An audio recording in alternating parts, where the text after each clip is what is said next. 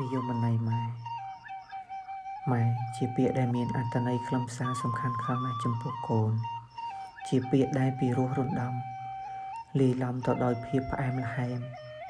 ដែលសើមជ្រុលជ្រាបដក់ជាប់នៅក្នុងដួងចិត្តរបស់កូនពេលណាដែលកូននឹកឃើញម៉ែសេចក្តីទុក្ខសោកខ្វល់ខ្វាយទាំងឡាយក៏រសាត់បាត់អស់ពីដួងចិត្តរបស់កូនព្រោះម៉ែជាអ្នកមានគុណដ៏ធំក្រៃលែងចំពោះកូនម៉ែជាអ្នកផ្ដល់កំណើតឲ្យកូនម៉ែជាអ្នកឲ្យជីវិតដល់កូនឲ្យក្តីស្រឡាញ់គ្រប់យ៉ាងដល់កូន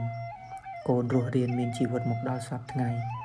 ក៏ដោយសារតែមានម៉ែលំបាកក្នុងការចិញ្ចឹមជីវិតកូនតាំងពីតូចរហូតដល់ធំ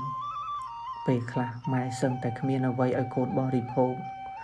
ព្រោះម៉ែក្រគ្មានទ្រព្យសម្បត្តិដើម្បីចិញ្ចឹមកូនឲ្យបានសុខស្រួលតែម៉ែ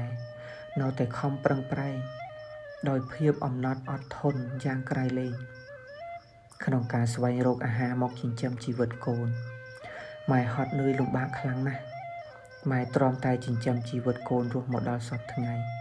ជីវិតរបស់ម៉ែសឹងតែរលត់ផុតពីផែនដីលែងបានឃើញពន្លឺថ្ងៃលែងបានឃើញមុខកូនដែលជាដួងចរណៃនៃជីវិតរបស់ម៉ែក៏អាចថាបានដោយសារតែម៉ែមានចិត្តល្អចំពោះកូនហ៊ានបូជាជីវិតឥតស្ដាយស្រណោះចំពោះកូននិងហ៊ានធ្វើអ្វីដើម្បីកូនគ្រប់យ៉ាងដូច្នេះហើយ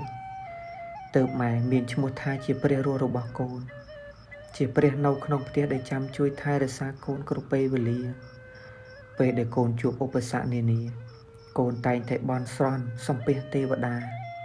ដតីឲ្យជួយកូនតែកូនបែរជាភ្លេចព្រះដែលរស់នៅក្នុងផ្ទះជាមួយកូនរាល់ថ្ងៃទៅវិញ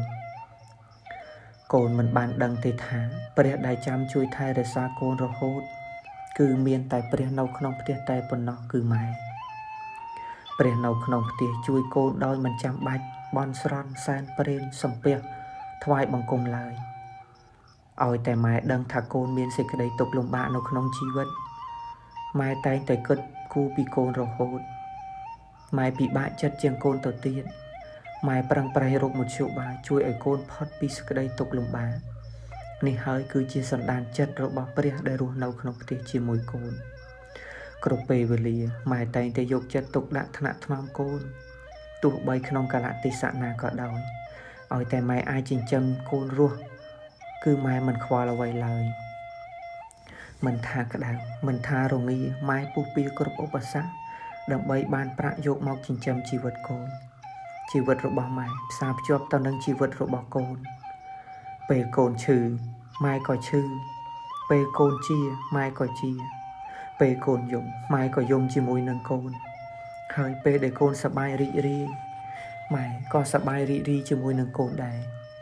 ម៉ែរួមសុខទុក្ខជាមួយកូនគ្រប់ពេលវេលាទោះបីជាពេលវេលាថ្ងៃឬក៏ពេលវេលាយប់ម៉ែតែងតែបារម្ភពីសុខទុក្ខរបស់កូនជានិច្ចកាលម៉ែមិនទាន់មានកូនម៉ែតែងតែបារម្ភពីជីវិតរបស់ម៉ែយ៉ាងខ្លាំងខ្លាចនឿយខ្លាចហត់គ្រប់ពេលវេលាពេលដែលមានកូនជីវិតរបស់ម៉ែលែងខ្លាចលំបាកនឿយហត់អ្វីទាំងអស់ម៉ែភ្លេចគិតថាជីវិតរបស់ខ្លួនឯងព្រោះម៉ែរវល់តែគិតពីជីវិតរបស់កូនជីវិតរស់នៅរបស់កូនគឺពិតជាសំខាន់ជាងអ្វីទាំងអស់ទោះកូនអាក្រក់ល្អសខ្មៅខុសត្រូវក៏នៅតែជាកូនរបស់ម៉ែនៅតែស្រឡាញ់កូនមិនប្រែប្រួលឡើយទោះបីស្ថិតក្នុងជីវភាពលំបាកយ៉ាងណាក្រខ្សត់អត់ឃ្លានដុនដាបខ្លាំងដល់កម្រិតណាក៏ដោយម៉ែមិនបោះបង់កូនចោលឡើយម៉ែប្រឹងប្រែងចិញ្ចឹមកូនដោយញើសឈាមរបស់កូនរហូតកូនមានជីវិតមកដល់ថ្ងៃនេះតើកូនដឹងទេថាជីវិតរបស់កូនដែលមានមកដល់សពថ្ងៃនេះវាបង្កប់ទៅដោយភាពល្វីងជូរចត់នៅក្នុងជីវិតរបស់ម៉ែយ៉ាងណាខ្លះយើងសាកស្រមៃមើលថាការដែលយើងស្ថិតនៅក្នុងពោះរបស់ម៉ែក្នុងគ្រានោះតើយើងបានធ្វើឲ្យម៉ែរងទុក្ខពិបាកដោយសារយើងយ៉ាងណាខ្លះហើយការដែលយើងប្រសូតចេញចាក់ផ្ទៃរបស់ម៉ែតើម៉ែឈឺខ្លាំងប៉ុណ្ណាម៉ែរងទុក្ខវេទនាខ្លោចផ្សាប៉ុណ្ណាតម្រាំតែចម្លងកូនឲ្យរួចផុតសមុទ្រគ្រោះថ្នាក់យ៉ាងនេះបាន ម៉ែសឹងតែខ្លាយជាចំណីនៃមច្ចរីទៅហើយនេះគឺជារឿងរ៉ាវពិតដែលកូនប្រុសស្រីទាំងឡាយមិនអាចបដិសេធបានពីព្រោះអ្នកណាដែលថាមិនធ្លាប់មានម៉ែអ្នកណាដែលថាមិនកើតចេញអំពីផ្ទៃរបស់ម៉ែគឺមិនមានឡើយដូច្នេះហើយរឿងអីដែលយើងត្រូវបំភ្លេចម៉ែរឿងអីដែលយើងត្រូវធ្វើបាបចិត្តរបស់ម៉ែឲ្យម៉ែលំបាកចិត្តដោយសារតែយើងព្រោះអ្វីដែលយើងមាននៅសពថ្ងៃនេះគឺជាធ្នូដែលដូរទៅដោយញើសឈាមរបស់ម៉ែនិងជីវិតរបស់ម៉ែពាក្យម៉ែមួយម៉ាត់ជាពាក្យយ៉ាងខ្លីពាក្យម៉ែមានន័យសំខាន់ខ្លាំងណាស់ពាក្យម៉ែពីរោះគួរក្រាបសំពះ